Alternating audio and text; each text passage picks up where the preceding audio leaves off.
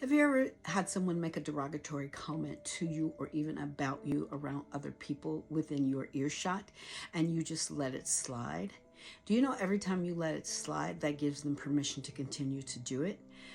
When you do that, you are allowing someone else to dishonor your boundaries. Why? Because you haven't communicated what your boundary is in a given situation. So let's say someone says something about you or to you or about you in front of other people and it's not acceptable to you. You don't have to come right out and say something right then, but you do have to call them aside, just one on one, and ask them out of curiosity with open-ended questions. I'm just curious, what is it that you meant by that?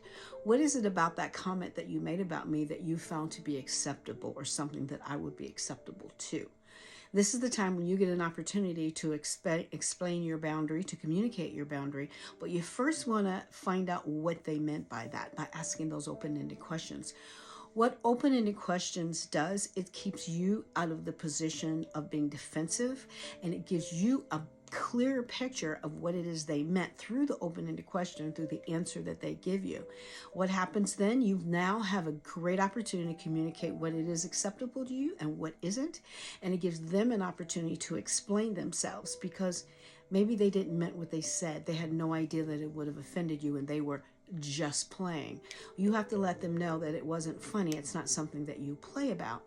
But the best way to do that is through communicating through open-ended questions. And that's at the point where you can communicate your boundary most effectively, and most assuredly they have an opportunity to honor it. This is Pamela Bird, your boundaries coach.